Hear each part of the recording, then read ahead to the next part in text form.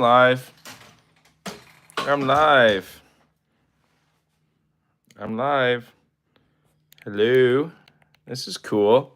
Hanging out. Just hanging out.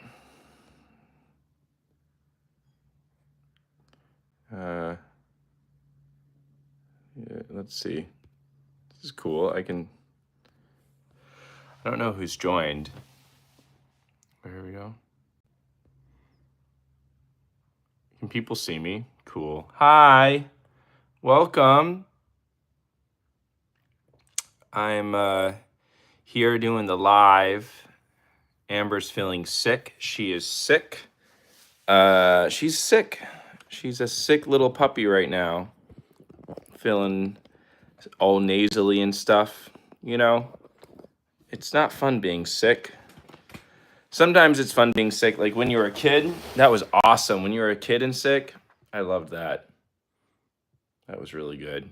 I loved being sick and a kid. I was gonna you see here. I got this going on. I'm putting the bed together for our other kid. Why people would have two kids in this economy? Because the economy is so bad, you're going to need two kids' income when they grow older to take care of you. So if you're just like, I want one kid because I can only afford one kid. Honestly, you can't just afford one kid. You can't afford not to have just one kid. You have to have another kid because when you get older, you have to be able to go back and forth between the two kids because nursing homes will only be for the billionaires. So you need that two kid income from them to support you. So two kids. So I got this thing going here. Move this. Uh-oh. Hope this doesn't fall on me. I was supposed to set this up today, but Amber, it's been a struggle walking up the stairs. So I let her sleep down here in the office space. This is I got this new streaming desk. Very excited. Super cool. Very pumped about that.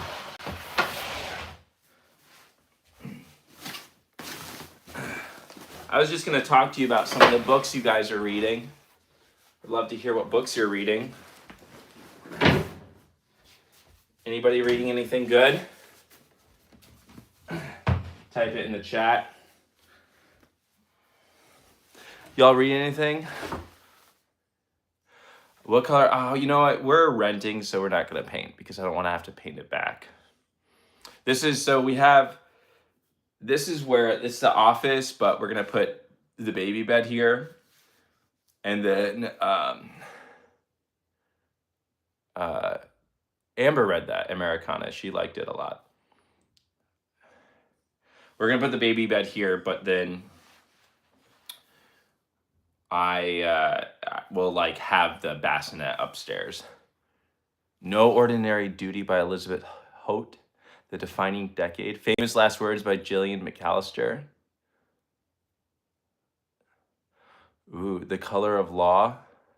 These all sound like smart books. I'm reading Why Am I So Anxious by Tracy Marks. I need to read more smart books. I read novels and things that help me escape this crazy world we're living in. Does everyone have that one friend who constantly sends you I like this glow. Does everyone have that one friend that constantly sends you the worst videos about what's happening in the world and how there's not going to be any more water for certain parts of people living below the equator, and all the coastal lands are going to disappear. There's always that one friend, and you're like, God, everything's terrible. So I try to read things that help me escape. So these are the books I'm reading. Oh yeah, I'm reading. Dested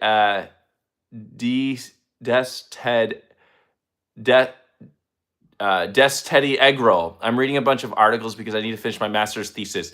Get off this live and go finish it.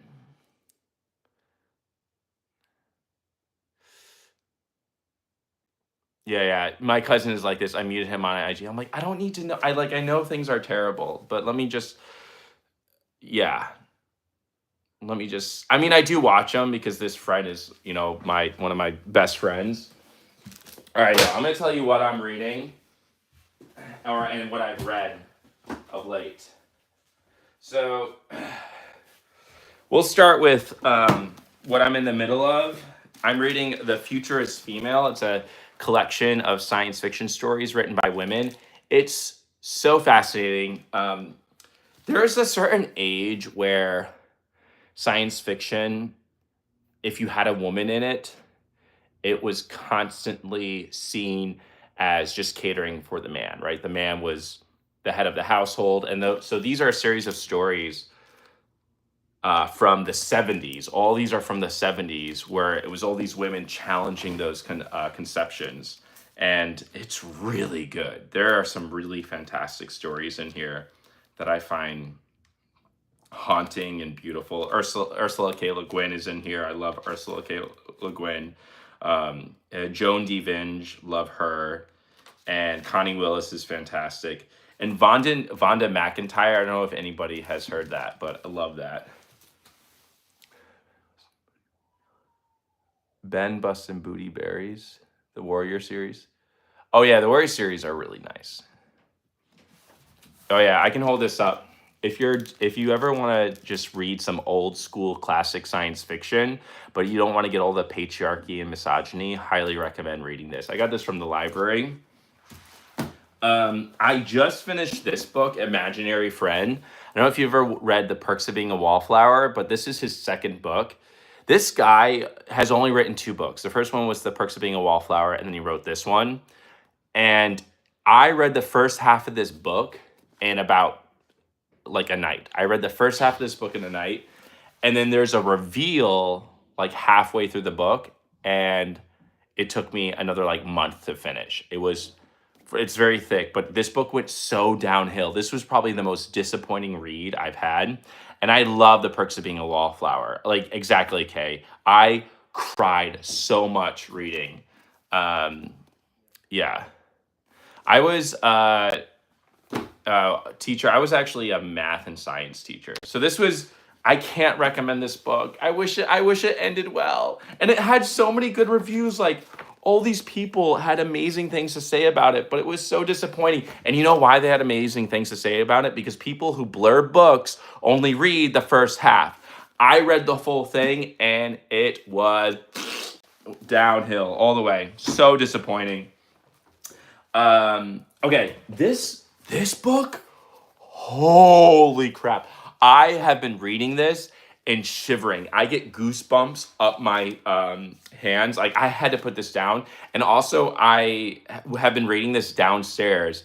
I get so freaked out reading this book that I have to go upstairs. This is called Where I End by Sophie White. I was terrified. Absolutely terrified. It's leaving me just creeped out. I'm currently reading Pedal to the Metal. Oh, thank you, Julian Harris. If you have a question, I will. If you ever do the super chat, I'm definitely gonna respond to you. But this book, haunting. It takes place in this solitary island. There's this grandma she's not mobile, so she's sort of like lifted weirdly, and her like it's just a weird. She has like all these ropes holding her up, and they're constantly creaking. Oh no, sorry. Her mother is immobile, so her and her grandmother have to take care of her mother. And I had to double check. I was like, oh, it's her mother, and her mother's being held up by these ropes that like creak, and it's like, oh, it's absolutely terrifying. Yeah, so this one has given me chills, and it's very lyrical and creepy. For example, like, there's an invalid, like someone with a disability, and there's a line where it says, her mouth always hangs a bit open unless we tie it closed, which we often do to make her more tolerable, because she's constantly like moaning and making these sounds. It is creepy. Highly recommend this. And then also, the reason I picked out this book is there's this woman, Ellen Datlow. Ellen Datlow edits all the major horror anthologies. Like, anybody who is anybody in horror, is somehow connected with Alan Datlow or has worked with Alan Datlow. She's an amazing editor, and she never blurbs books. I've never seen her blurb a book because mostly she's editing. And I saw this blurb, and I was like, I need to get this. And also, she's really cool. I got to like have a dinner with her once with a group of writers and science fiction fans, and she was like very cool. She's this older woman who doesn't give like a fuck at all. I can't swear, right? You can't swear on YouTube. She doesn't give a fuck at all. I'm gonna swear anyway. Does not give a fuck. Like very like direct, to the point.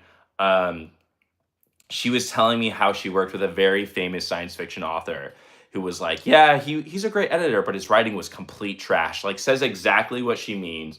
She's very New York. I think she's lived in New York for a while, and I loved hanging out with her. So she blurbed this book, and I never see her do blurbs, and so I picked up this book. I had to put it down because I was reading other things. So this highly recommend. I read quite a bit at the same time, depending on what I'm feeling. Me and Amber are super different that way. And a lot of people like, I read one book, and if I don't like it, I put it down and I go to a next one, where I'm like reading a collection of short stories. I got my horror, I got my science fiction, I got everything. This right here, I just finished this. For those just joining, I'm telling you about what I'm reading and then what I just read. So this right here, 3 Miles Past. Holy crap. I just finished this, and it's 3 stories, but the first story is so good. It's so good. So I love like thinking hypothetically how I would I love slashers, I love horror stories, and I love thinking like, okay, if I'm writing a story, what's the best way to kill someone, right? What's the best way to dispose the body type of thing? And that's just what reading horror is a big part about.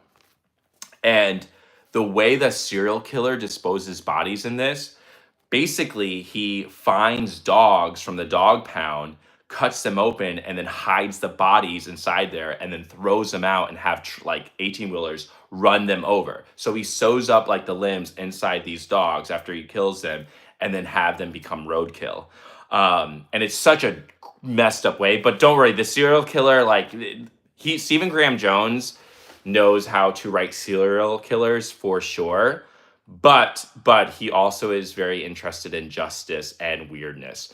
It sounds so weird, like this idea of like people moving roadkill, but our health director, RFK, is someone who does move roadkill. So I think RFK might be a serial killer, and when he moved that bear from upstate New York to Central Park, he might have like buried sewed in a dead body inside the bear's stomach. That's my theory on that. I think that's very possible. That guy is so weird. His voice sounds like a bulldog. Have you all seen that video? It is so funny. All right. And then finally, I have not started this one. I have read the first 2 books in this series. This is by Sixon Liu, Death's End. I'm going to get some light in here so y'all can see better. But I love the first 2 books. The first one is The 3-Body Problem, which they turned into a Netflix show. And there's like a Chinese series as well based on that. I haven't watched either one of those, so I can't speak on that. But The 3-Body Problem, the book, some of the best science fiction I've ever read. And the way that he develops the alien species in there is so powerful. And he weaves in true history about the Chinese Cultural Revolution. It is such a good book. I love it. Oh, Soup, 3-Body Problem. All right, Soup says 3-Body Problem show sucks. Nothing like the book. Are you serious? Oh, no. Okay, now I should watch it. T. Richardson. I'm so sorry, T. Richard. I'll give you. So I'm reading I like serial killer books. So this is a book that I read, and that's how one of the serial killers disposes bodies. Sorry, graphic. Nothing like a good serial killer who knows how to properly dispose of a body. I did ask my sister, who is a nurse. I'm like, what's like you're a nurse, like you know these things. She's like, okay, so you would, give someone an overdose of a legal drug, and you would do it in between the toes because the toes have the minimum amount of bruising. So I took that. I actually wrote a short story of like a disgruntled nurse who has basically her hospital is sort of being mistreated, and they have to go on a strike. And then one of the CEOs end up in this, sort of twist of events, has to be put in the hospital, and lo and behold, she ends up killing him and getting away with it. She puts him, gives him an overdose between the toes. So I thought that was such a clever way. So I love writing horror stories and thinking about like vengeance. I love slashers. I love a good like Pizza Bear. If you don't know what I'm talking about, type in Pizza Bear. I love like weird stuff like that. Um, uh, oh yeah, teach. Oh, thank you. Yes, teach writes. Yes, Amber is in bed. Um,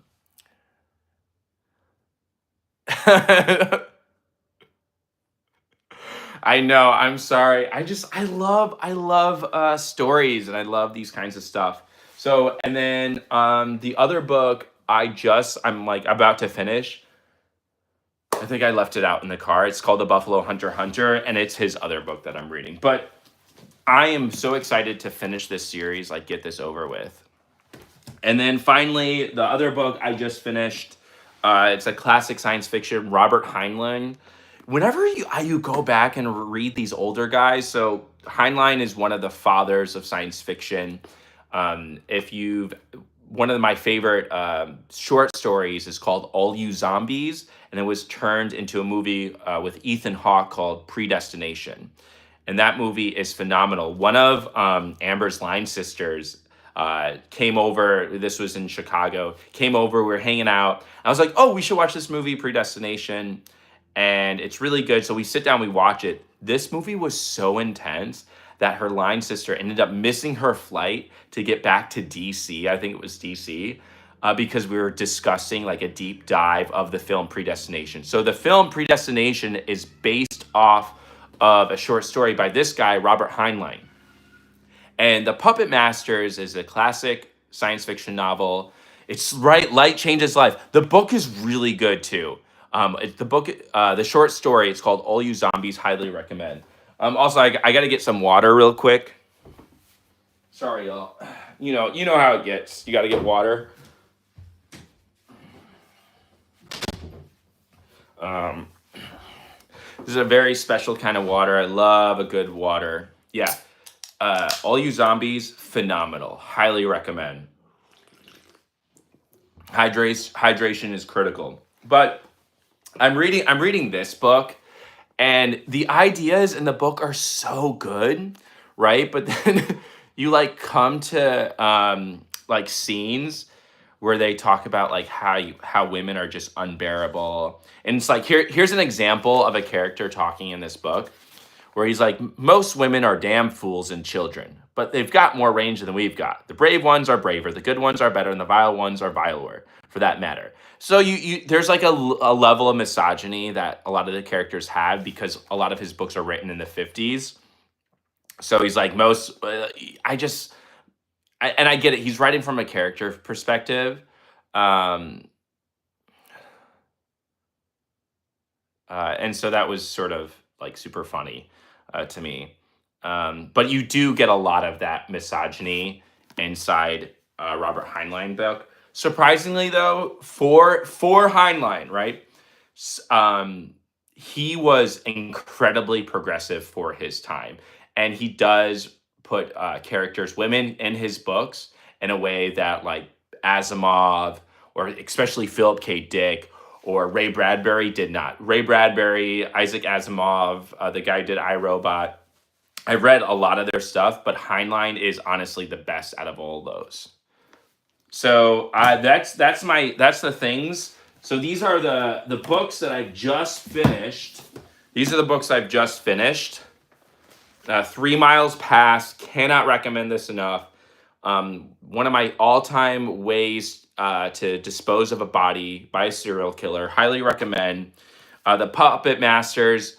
sort of recommend. I would say read this if you're interested in like classic science fiction. And if you like the Animorphs. So the idea of the Animorphs came from this book. This is an OG. And then Imaginary Friend, cannot recommend. The first half, phenomenal. I hope they make this into a TV show because I feel like the TV show would be phenomenal. I think he is. He's a good TV writer. He directed and wrote the screen adaptation for his own book, The Perks of Being a Wallflower. So I had such high expectations for this book. But Animorphs, if you were into Animorphs, which I loved Animorphs growing up, um, and so that was like pretty fantastic. And then these are the books that I'm in the middle of reading. Where I End is sort of a gothic, creepy family horror novel, and it was pretty good. And I mentioned got me. Yeah, what right? Remember the Animorph days? Those were good time.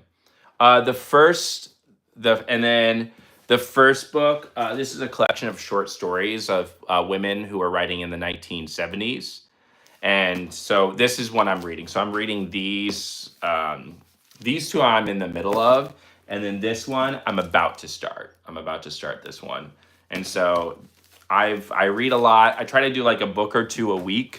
Um, it's just every single moment I have. Like I walk around with a book on me at all times because literally I'll be pushing Wild in a stroller. We'll be stopping at a stoplight and I'll read like 2 or 3 pages. For me, you have to think in life in terms of like minutes. So if you have 5 minutes, that's like 3 pages, right? Depending on the book. If you have, 20 minutes, right? You sit down and so I think the habit of trying to read a book instead of scrolling through my phone has one calmed me down way more. I'm trying to stay off my phone. It's super distracting. And then the other part is I'm happier. Like I feel a sense of accomplishment when I read a book.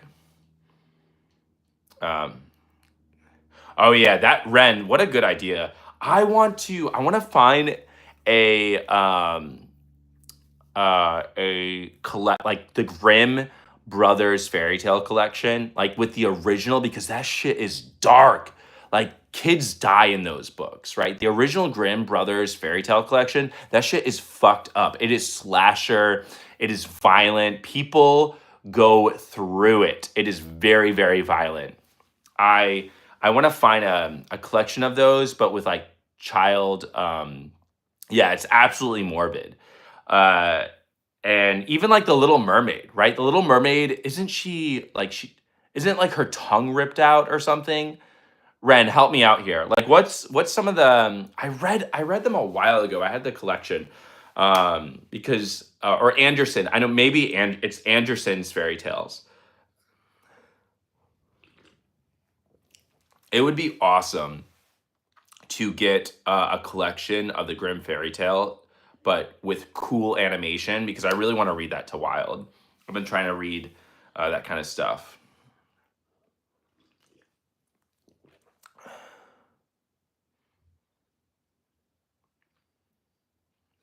Kay said I tried as a teenager and couldn't get through it.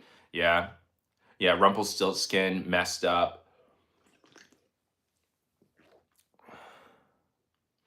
Yeah, while Amber would be here, but she is feeling a little sick, so I decided to take over for her.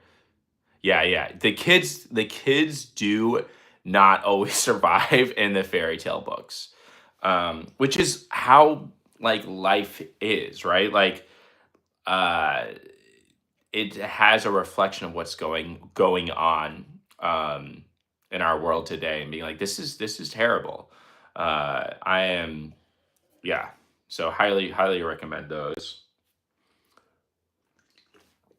Also, my mind just like goes to the morbid. I think I live in the morbid um how I like to live. I like to think really disturbing things. Like um I've been thinking about how we are the only species that knows like our earth is not permanent, right? There is a meteorite coming. I think it'll be here in 1935, I believe, and it could wipe out an entire city.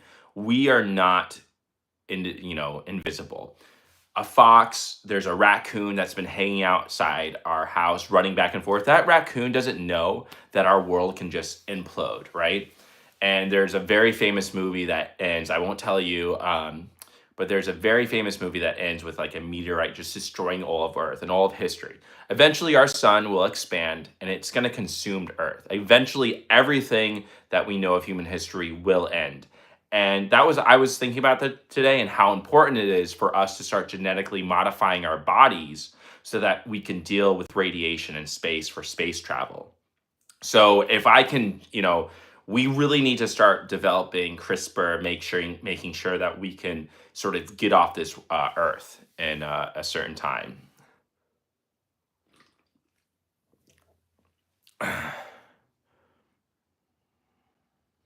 Yeah, how do I stay positive? Yeah, that is um I I don't.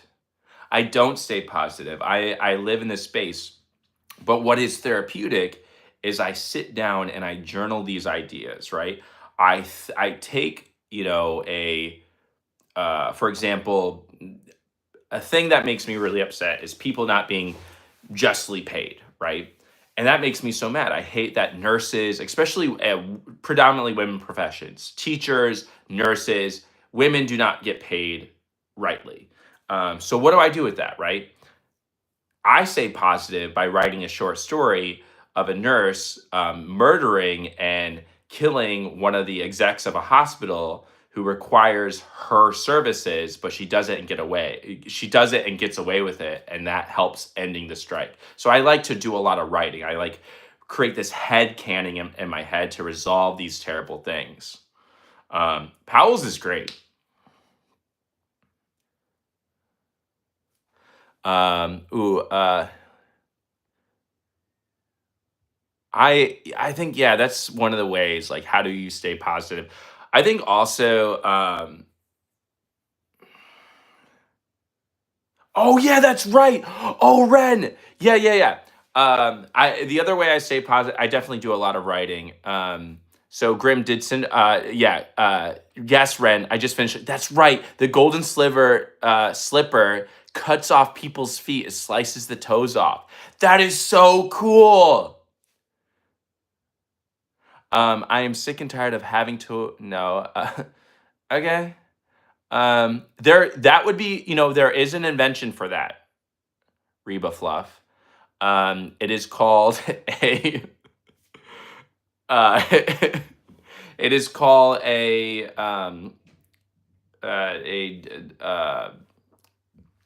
a beignet.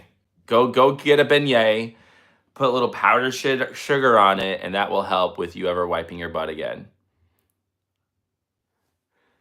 No, it's beignet. It's a bidet.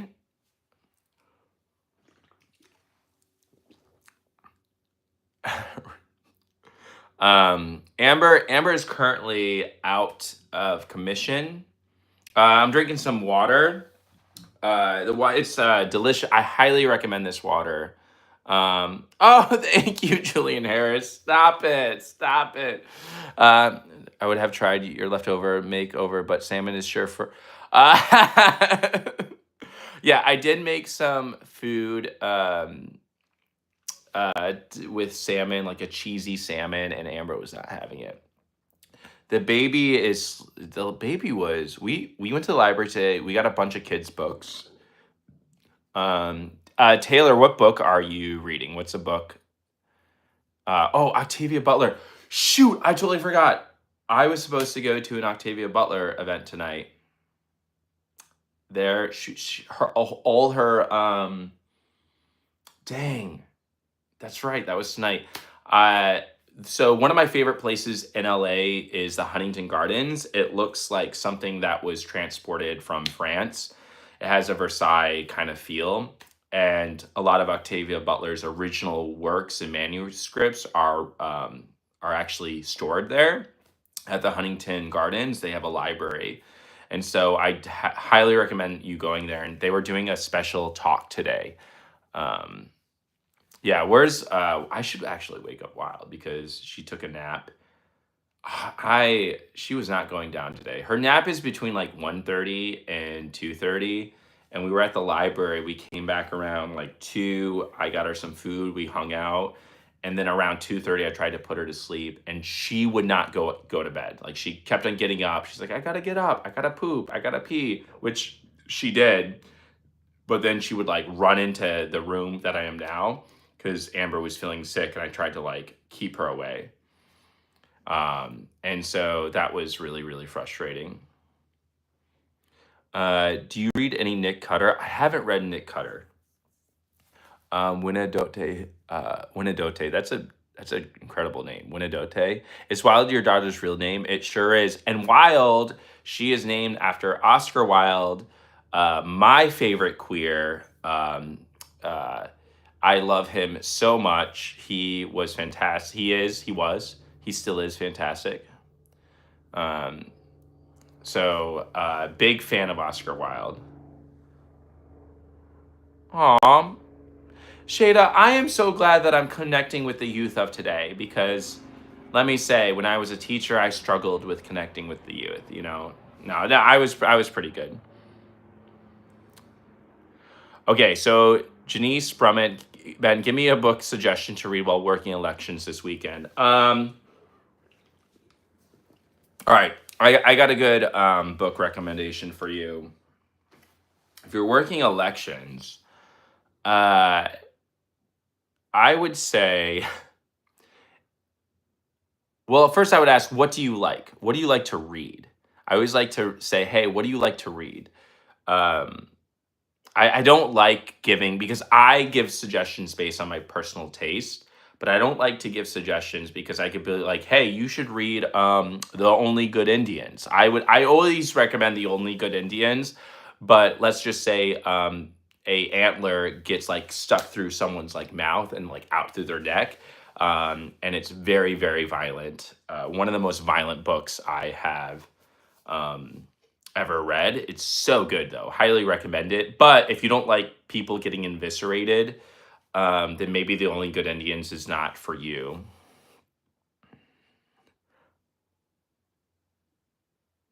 Uh,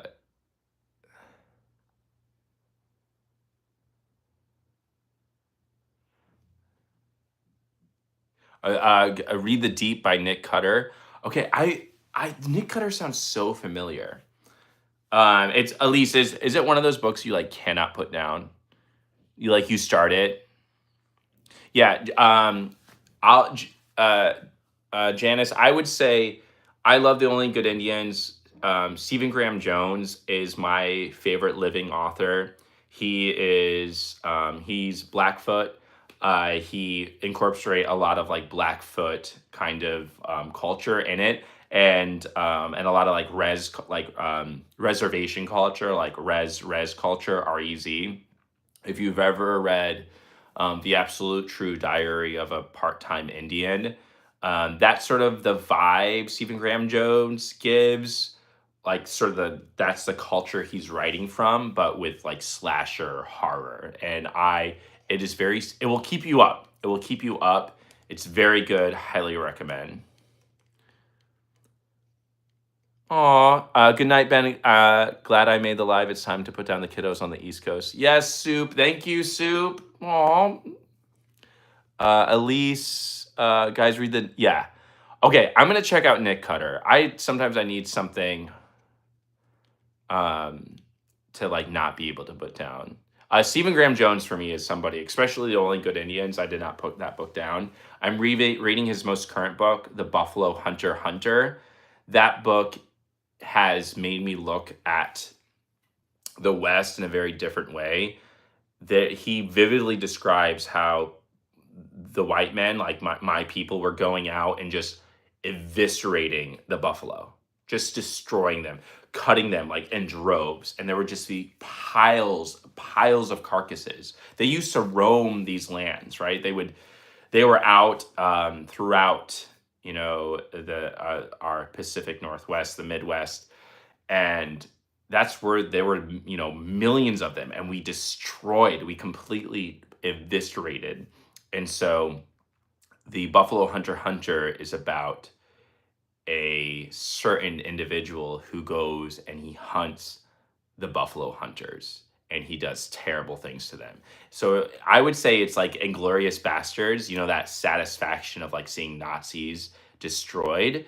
That sort of it gives the feel. That's the only comparison. It is very, very good. But I would recommend reading The Only Good Indians first. That was like his breakout book, but he's written, 50 books. Oh, okay. Yeah. Cowboy Time Travel Portal opens up and there was a million. Oh, yes. Yes. I've heard awesome things about Outer Range. They didn't yes, I loved they didn't do a lot of uh like episodes of that, right? I think.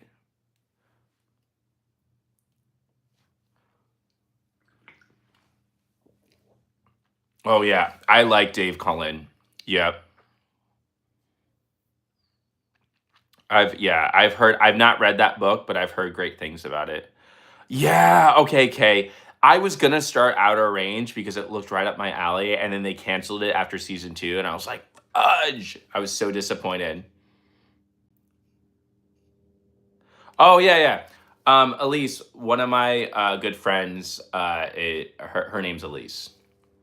Like she's my comedy friend. Um, she's very very funny, and we both moved out here to LA at the same time. So yeah, it's Elise is a great name. Heck yeah. Ooh, Zenoscope graphic novels are great,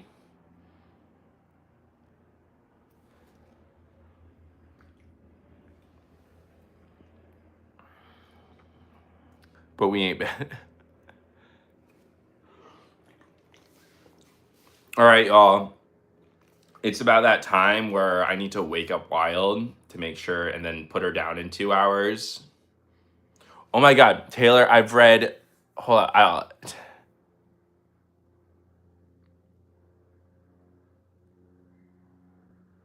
Taylor, that is dope. I've read 1,220 books, and then uh, and today I had a push-up challenge. Did a lot of push-ups. I'm. That's awesome. Yeah, that's awesome. I was trying to look the connection. I was trying to make a joke between push-ups and books, but the only joke that I had was highly deeply inappropriate. But I think push-ups to books, yeah, is pretty good. But actually, I'm honestly, this is how much I'm a nerd I am. I'm more impressed that you have your book count than your push-up count. So I'm super, yes. That's my whole thing is that I don't want to hear about your body count. I want to hear about your push-up, your not your push-up count. I want to hear about your book count. That's the only count that matters to me, right? And yeah, that's what I believe. All right, y'all. I don't know. I read like I don't know. I've read a lot of books. All right. Bye, y'all. Have a great, wonderful rest of your night. The weekend is coming. Happy mini Friday. I hope that you enjoy your weekend and you do something fun. Treat yourself every day, is one of my friends from college used to say. So treat yourself every day. I want to leave you with this. There are more dead people than alive people. Okay? I say this a lot. This is something that I love. There are more dead people than alive people. It is a privilege to be alive. It is a rarity to be alive. And so celebrate that you woke up another day. Treat yourself a little bit every day. Love y'all. Fuck the patriarchy. All right.